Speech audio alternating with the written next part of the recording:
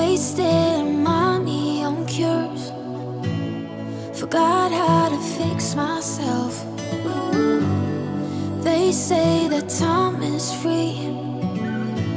Then why is it so precious? Oh, I'll say memories in my head, like Polaroids on walls. They remind you to look ahead. Time is running out.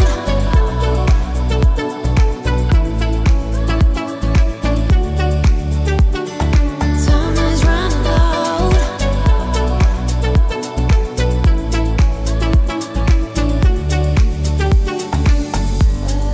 Lately I've lost my track. I've sailed the deeper seas, hoping to find something to bring back better times. Oh, I'll say memories in my head, like Polaroids on walls. They remind you to look ahead. But time is running out. Time is running out. Time is running out. Time is running out. Time is running out. Time is running. Time is running out.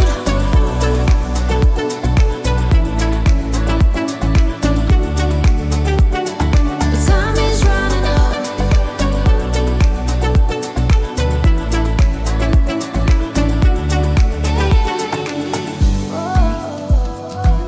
What if my best days are over? They can't be over.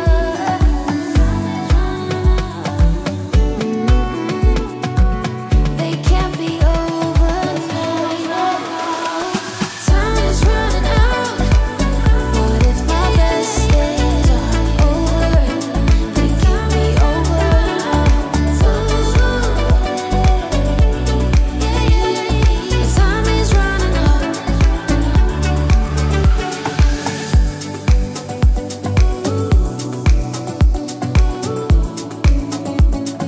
Time is running out.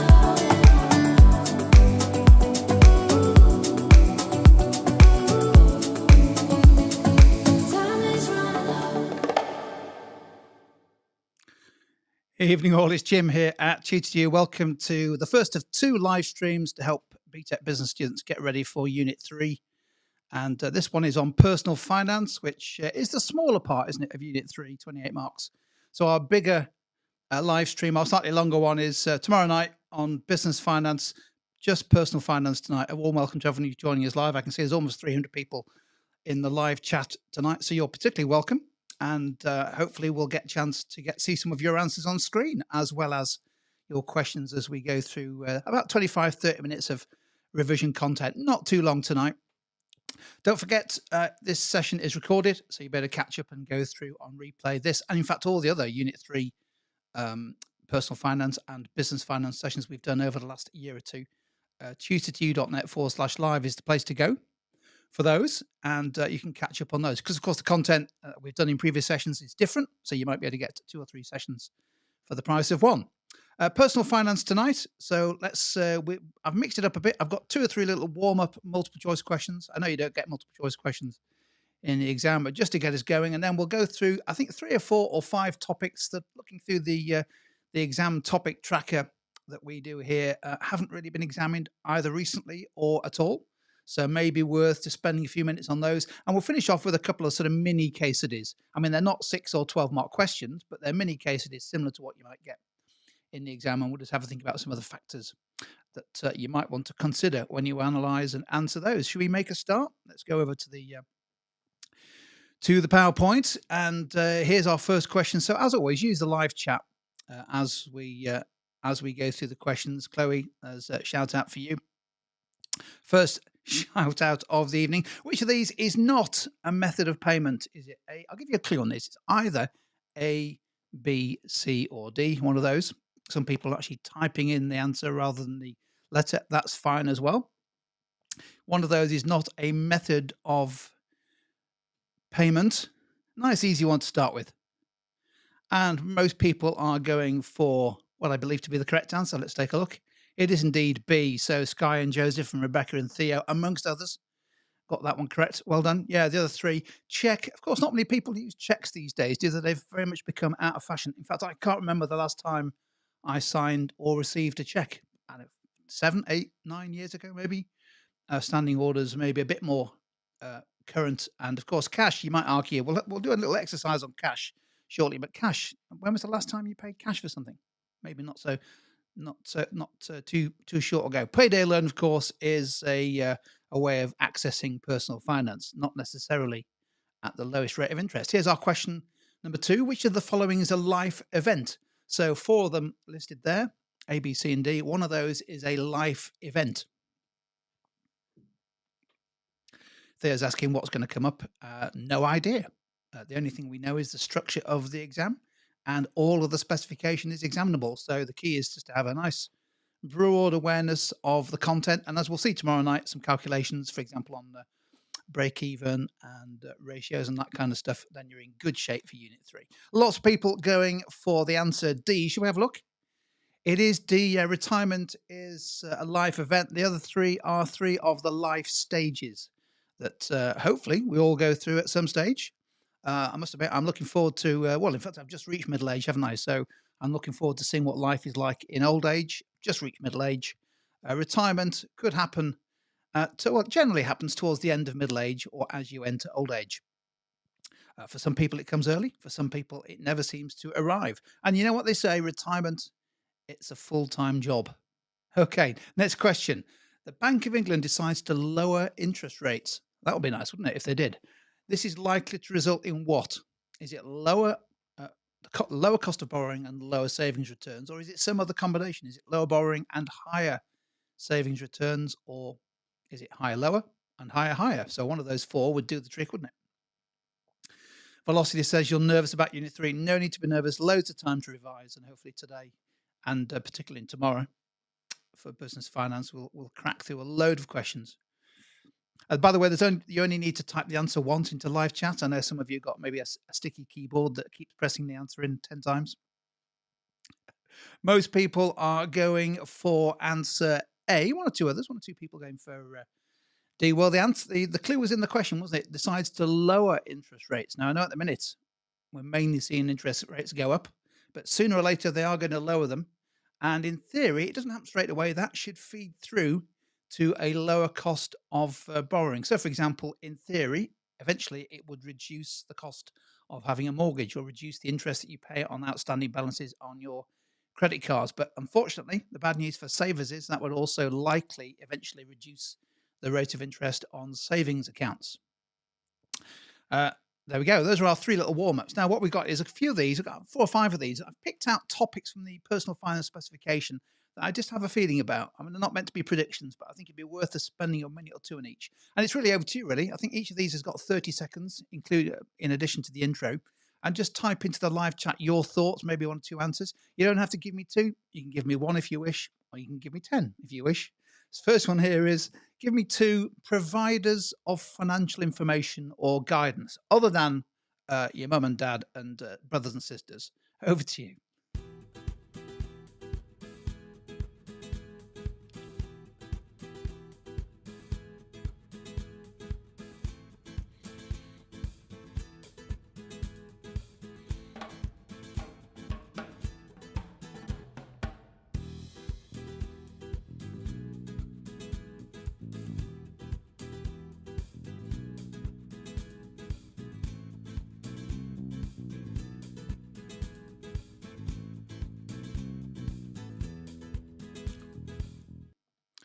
Lots of answers coming into the live chat, so I appreciate those. We've almost got almost 500 people in the live session at the minute, which is fantastic. So I won't be able to get everybody's answers or suggestions on screen. I'll do my best to get as many as possible. Ms. Sally, as well as Nafis and various others mentioning the Financial Ombudsman Service. Not easy to say, even harder to write. And lots of people early on in the chat also talked about citizens' advice. Louis in particular mentioned that. Sean has gone with FOS and Citizens Advice. There are lots of them out there, aren't there? Some of which are official, some of which are less than official. Let's see what I came up with. Yeah, I went and sit with Citizens Advice. By the way, I've in some of these answers, I'll try to give you more than two, just so that if, for example, if you're adding to your notes or your flashcards, it might be one or two answers that you've not thought of.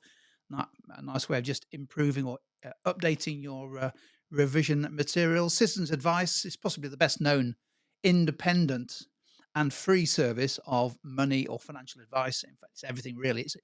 It's broader than just financial advice. A lot of financial issues are caused by broader issues, aren't they? The Money Advice Service, which is funded by the government, so publicly funded. The Pensions Advisory Service. Just got a feeling about pensions this year. I don't know, might be wrong. So we'll spend a few minutes talking about pensions tonight. And that's also a service that gives you advice on pensions. But don't forget, employers also use pension schemes, and pension schemes by law are required to provide all pension contributors with advice around their pension arrangements and what have you. And of course, things like good old Martin Lewis, money saving expert, an amazing chap, and also his website and his media empire, along with others, provide lots of great financial information or guidance. Well done for all the answers in the live chat. Thanks for those. Now, we mentioned checks, didn't we? And also I suggested that cash is becoming less common, less popular as a method of payment. So over to you. Why do you think that might be? Why is it that cash is becoming less popular these days as a method of payment? Quite an interesting one. Over to you.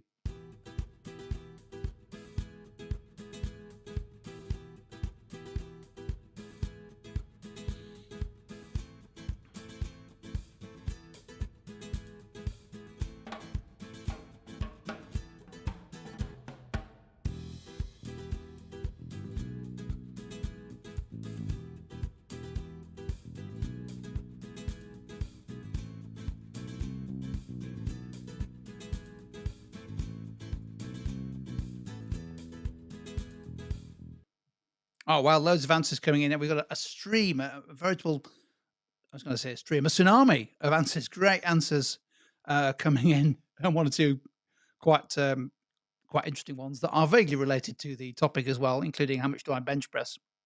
More on that later. It's interesting, isn't it? I don't know whether it's the same for you. It certainly is for me that I really, literally can't remember the last time I used cash. It must have been at some stage recently, but I can't remember it. So lots of reasons why, and I think it really relates to the differences in the different advantages and disadvantages of different methods of payment. So you could easily get a 2-marker, couldn't you, around something like that, or even perhaps even a 4-marker. So let's just go through these. Why is cash becoming less popular? Well, it's really, I think a lot of people in the live chat mentioned that it's the growth of digital and in particular contactless payment mechanisms. So lots of people mentioned Apple Pay. Obviously, the contactless card became ubiquitous, particularly during the pandemic, when a lot of businesses didn't want to handle cash, wanted to minimize the interaction with customers in that sense, and therefore migrated very quickly to installing systems that could take contactless payments. And that's a reason. Therefore, the much wider availability of those electronic methods of payment is one. But as lots of other people in the live chat mentioned, there's also an issue around security. Cash can be lost, easily stolen, but certainly with me, easily lost. Whereas you can lose your card, of course, but you're less likely to lose your phone. And if you've got one of those great Apple AirTags on it, you'll soon get your phone back, assuming that the person who took your phone doesn't find the Apple AirTag. So there we go. Lots of reasons there, and I think it's also convenience, isn't it? These days, it's just hold your phone up in front of the scanner, and away you go. But don't forget also to scan your loyalty card at the same time. Now, a lot of you may be moving on or already have a bank account in advance of maybe moving out of home or getting a job, and you'd be thinking, I need one of those student current accounts. So what is it about student current accounts that, in terms of features, that the banks try to offer to encourage as many of you as possible to have an account with them? Because of inertia, often the first bank you bank with is the last bank you bank with, and you rarely change. So over to you. Features, please, of student current accounts.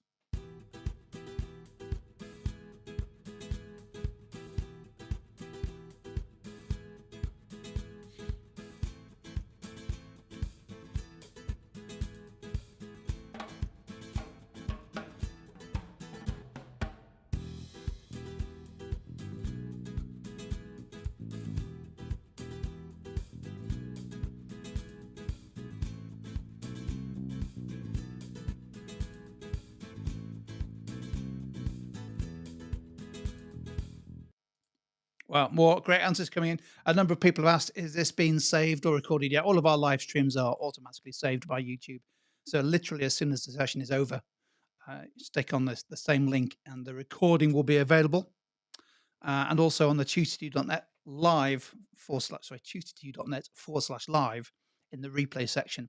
After about an hour or so, we upload the PowerPoint as well for the session. Ashley has mentioned incentives such as rail cards. So a bit of such as seasoning there, fantastic. And also student overdraft facilities. Lots of people mention those. Oh, that's interesting. Yeah, I didn't. I think I have seen this actually. Some student bank accounts, certain banks help manage university fees and student loans. Particular sort of apps or elements within the app to be able to do that. Maddie's going for low or zero interest and perks suitable for a student. Too right. Yeah, love it. Ollie's come up with some great ones here. The student bank account offers smart banking facilities. I mean, you might argue that everyone should have smart banking facilities, but students who are particularly smart need them. Online access, making it straightforward to handle your finances from anywhere, from the student bar to the railway station and places in between, like Nando's and Costa. Well done, everyone. Thanks very much for those entries into the live chat. Let's see what I came up with. I don't think I can beat those. Just thinking through the live chat, I think everything was mentioned. Yeah, free or low cost banking, typically zero fees or very low fees. Overdraft, which might be free or with a very low overdraft cost. And we're describing compared with the normal user. That's the difference, isn't it? Because they're trying to get you to sign up to their account. Once you're no longer a student or you've gone beyond a certain age, then of course you suddenly start paying for things that you previously took for granted. Student-friendly features, contactless payments, online banking. I think those are features actually which are not just student-friendly, but lots of people mention discounts and offers, such as travel insurance and discounts on key shopping outlets. Excellent. Well done.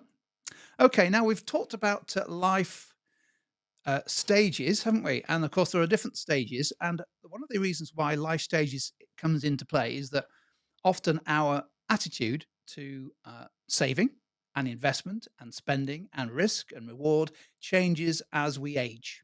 Not always, but often it does. So over to you, please, for 30 seconds. Can you give me a reason or two why young adults might save or invest less than people in the next generation up, middle-aged people?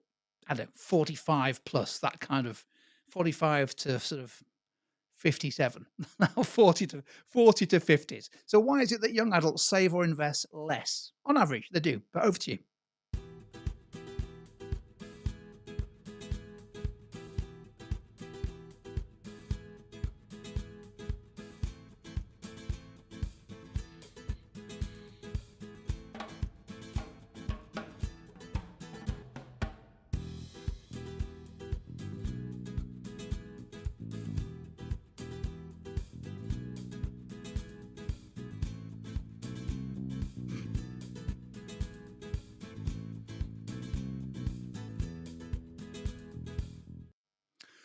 Yeah, what a really interesting point. Lots of great points coming in the live chat. I've picked out Abby's there, just of one. A number of people made this point: lacking knowledge, or perhaps less knowledge, and certainly less experience.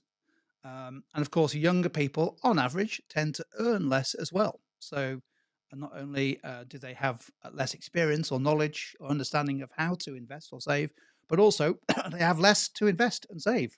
Therefore, it's not surprising that they do. What else have we got here? Let's go pick out one or two more. That was a great answer. So thank you for that one, Abby. Lots more answers coming in. Most of them on the live chat about the question. Yeah, it's interesting, wasn't it? They don't have. This is presumably referring to people in middle age. They don't have many priorities such as mortgages and looking after a family. That's interesting, isn't it? Because actually, the more sort of responsibilities and priorities you have, the more you tend to be maybe precautionary, and therefore, the more you try to save and try to invest. I guess in a way because you become more aware, in particular, of dependence. So, for example, if you have children or perhaps other dependents that you need to look after. What did I come up with? Can't beat the answers in the live chat. I came up with a variety of things. A lot of people mention the fact that young adults tend to have lower incomes than middle-aged people. Therefore, they have less money. It's an obvious one, but it's an interesting point. Um, Living expenses actually for young people can be disproportionately high compared with their income. In particular, I noticed some horrendous data out just today about the average rents in different places, in particular London and outside London in the major cities. Rent is horrendous, and it soaks up a significant proportional percentage of younger people's disposable income. Therefore, much less able to save and invest.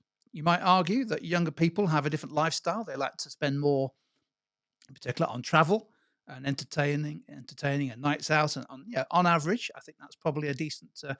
And I think also that's why I put Abby's question, or sorry, response on the screen. Less experience. Unfortunately, you do get more experience as time passes. What happened to me, I don't know, but on average, you do. And therefore, in theory, as you become more aware of the benefits of saving and investment, you tend to do more of it. And as he has mentioned, just talking about living expenses, lifestyle, driving lessons. Driving lessons, not cheap, not cheap. And when you've passed your test, buying a car, and even more expensive, insuring the damn thing. Anyway, moving on. Well done. We've got a couple more of these. I just want to think about, we've talked about life stages. What about the other side of it? Life events. Now, life events can happen throughout your life, like being born. But which life events, maybe you could give me one or two, do you think might have a negative impact, or potentially have a significant negative impact on someone's personal finance situation? Interested to hear your thoughts on this one. Over to you.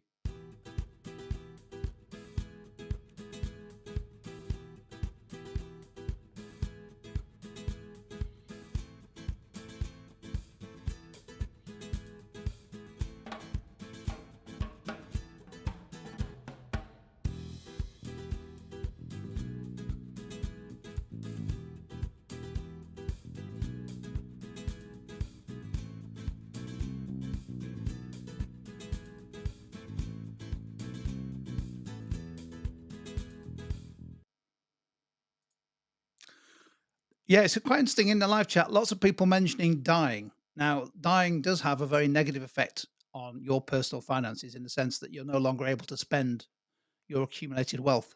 Um, but that is, though it potentially has significant positive effects on other people. So I probably wouldn't accept dying. However, Faisal's answer here is right up there. Divorce, marriage, sometimes the other two, sometimes it's the other way around, marriage followed by divorce, and then or going bankrupt. And not necessarily those things are connected, but those are three good ones. What else have we got here? So just scrolling through the hundreds of people saying dying. uh, Jonah with a football orientation, having children, no doubt at all about it. Starting a family has all kinds of positive effects, but it can have a very significant, often short term. Yeah, I say short term, 20 years negative effect on personal finances. Weddings, a number of people have mentioned, are prohibitively expensive, although it is possible to have a wedding on the cheap, or get OK Magazine to pay for it pay for you, which isn't available to all of us. Let's just see if anything else we've got here. Yeah, I was mentioning divorce and weddings, tutoring, possibly, Abby, albeit hopefully not for long. Good stuff. Let's have a look at what I came up with. I mean, obviously, there's a long list, aren't there? You could get a question, state two life events that might create a personal finance problem. And you might want to pick a couple of these. Losing a job. Now, I don't think anyone mentioned losing a job. If you did mention losing a job in the live chat, put it back in or remind me that you mentioned it. I think unemployment, losing a job can have a very significant short-term impact because, of course, you lose your income, but your normal living expenses, perhaps the life to which you have become accustomed, continue, don't they? Your rent is fixed. You still got to feed and clothe and look after yourself, as well as potentially dependents. And particularly for those who are self-employed, loss of income can have a significant effect. What else? We've got health problems. So yeah, if you become unwell, either short term or worse, a long term issue that can reduce not just reduce your work and lower income, but also there may be you may make a decision to seek private medical support or some other cost implication. What else we've got there? We've got divorce or separation. Lots of people mention that. And of course, divorce or separation has lots of spillover effects in terms of the extra costs that you may have to incur. But also, don't forget, at some stage, you have to split your assets to be able to continue. And retirement can be a very positive um, life event for some people, particularly if they have a significant retirement or pension investment or pot. But for others, retirement can actually lead to quite a significant reduction in their incomes. Well done. Well, we've been going 20 minutes. We've got about 10 minutes left. Let's do a couple of quick ones here. Quick fire through these. It's important throughout your life stages to maintain a good credit rating. Why is that? Someone give me a reason, a benefit of maintaining a good credit rating.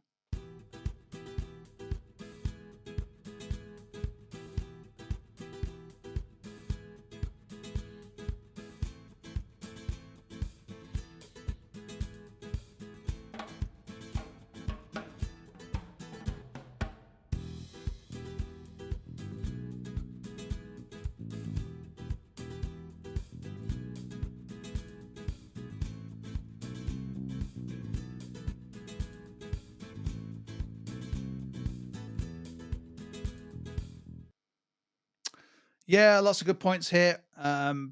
Lots of people talking about how it makes it easier to obtain a loan. And if you are able to get a loan, perhaps it could be a larger loan, which Manib's made a point here. Definitely easier to get a mortgage. Um, yeah. And Soames makes a good point. You do tend to get a better interest rate or a lower interest rate in particular if you're looking to loan money. There are some things that may not be available to you if you have a poor credit rating. So let's just quickly go through the points that I came up with. Let's have a look. Yeah, lots of people mentioned lower interest rates on loans and credit cards. Um, of course, the flip side of that is a bad credit rating. You tend to pay a higher rate, easier to get approval. So you go through the credit approval process, and the finance provider does a quick online check with the likes of Experian. If your credit rating's good, boom, happy, cleared. If it's not, rejected. Also, don't forget, it's not just about bank loans and credit cards. It could also be that you're able to get lower insurance premiums and lower insurance rates. The insurance companies, some of them also look at your credit history as part of their assessment of risk. And I think also it's quite interesting, wasn't it? It's mental well-being and feeling less anxious about your personal finances. If you know that you've done your best to keep your credit rating in good shape, it can often work the other way, of course. There we go. And I think the last one of these, I'm not wanting to end on a low, but it does happen, unfortunately. We just need to, and it's not been examined a lot. So I just wanted to spend a couple of minutes on it, thinking about the consequences of not having a good personal credit rating. In fact, worse than that, you're unable to manage or meet your obligations to the various debts that you may have incurred. Despite your best intentions, you become personally bankrupt. What are some of the consequences of that? Over to you.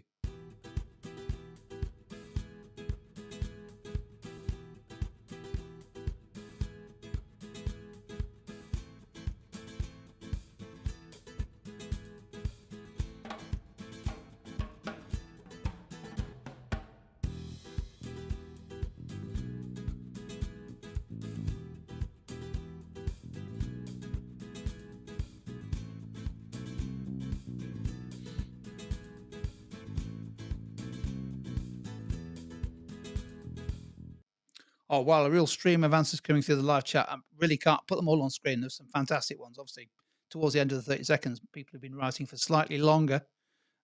Gets an even a chance to uh, add even more into the live chat. Luke's pointed to a couple of impacts here. It's harder to get a loan. No doubt it's all about that. But also, don't forget loss of assets. Loss of assets. Let's just remind ourselves as to why that is. Um, if you are declared bankrupt, there's a whole bunch of, unfortunately, negative consequences.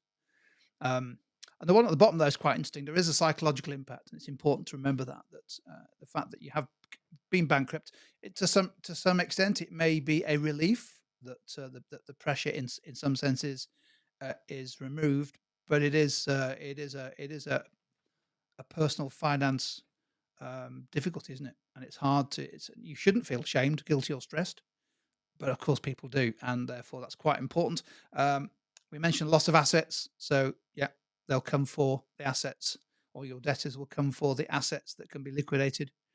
And of course, perhaps most importantly, it just restricts what you can loan or borrow or access in terms of finance in the future because you have a history of bankruptcy, and inevitably people are going to be more reluctant to lend to you. So, I think the key lesson from personal bankruptcy is it is awful if it happens.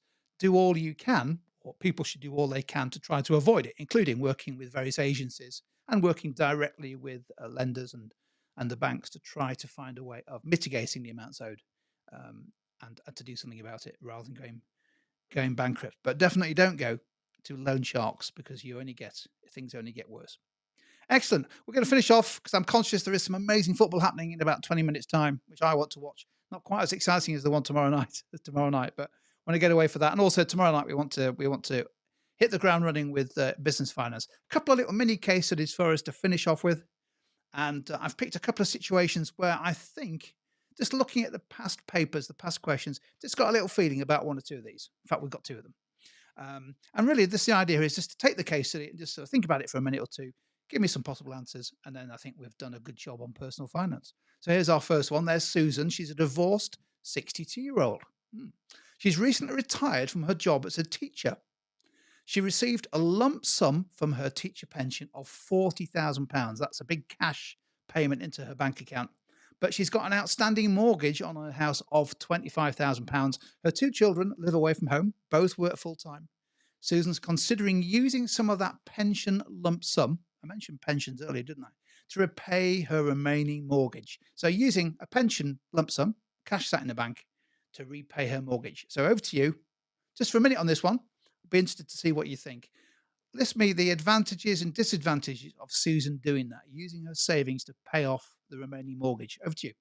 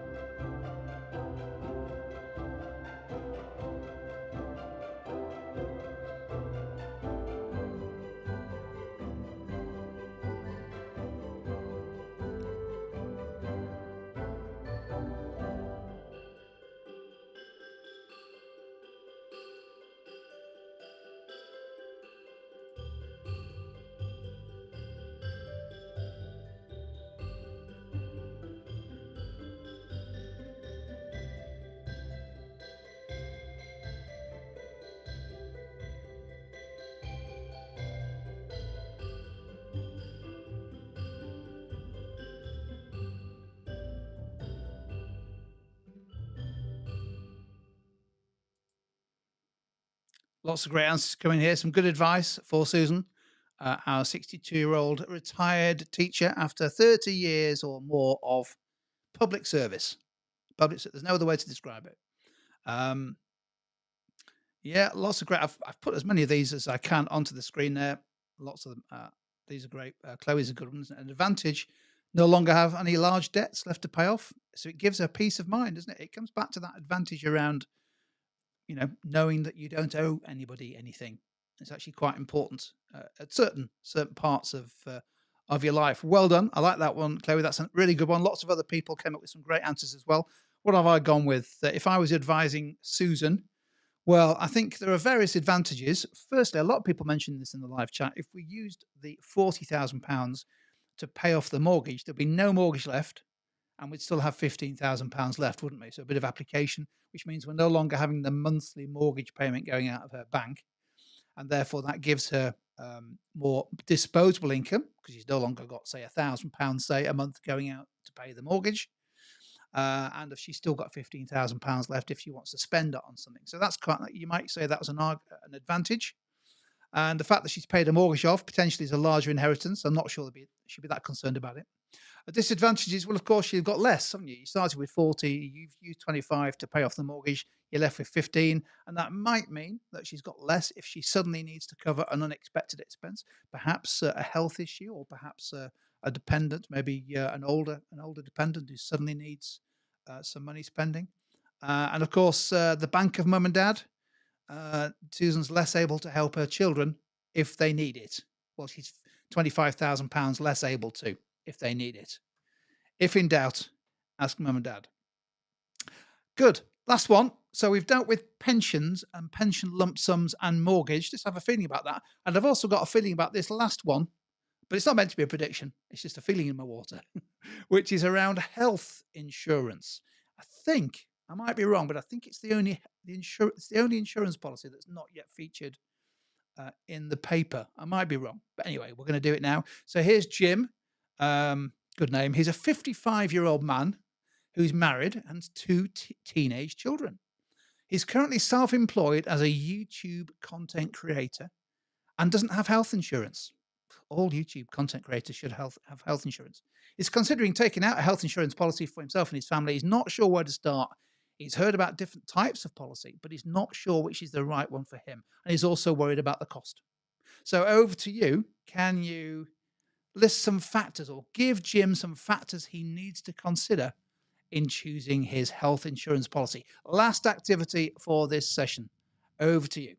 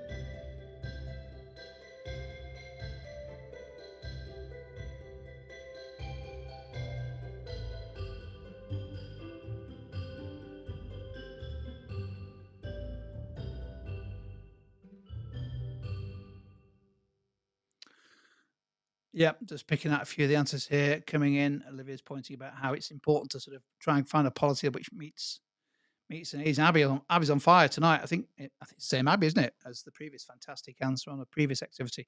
If Jim has any previous or history in the family of health conditions, it's likely that they'll either have to pay a higher premium because, of course, you have to disclose to insurance companies all relevant information, and they may indeed refuse to insure him, depending on what cover he needs. What we've got here, Ahmed's going for, he needs to consider his income.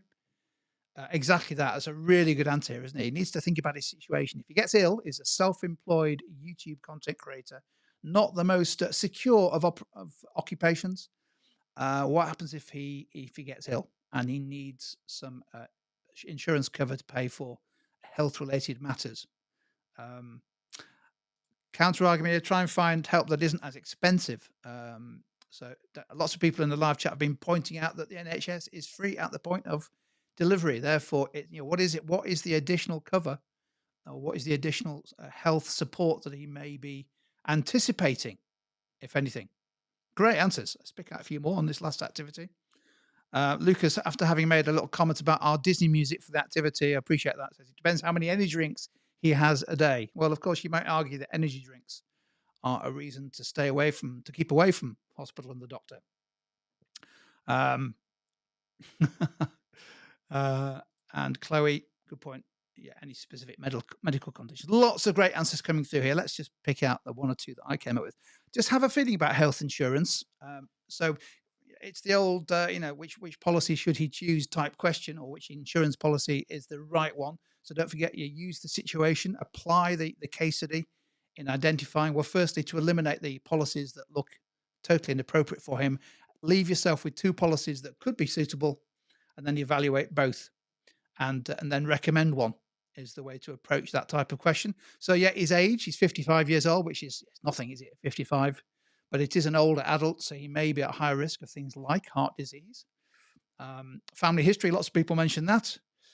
He should consider his own health status. If he's in good health, now might be the best time to get a health insurance policy. It's when you really need the insurance that you shouldn't be looking for it. get the policy in place before you need it. Cost, lots of people mentioned, and therefore it's about searching for premiums that are affordable.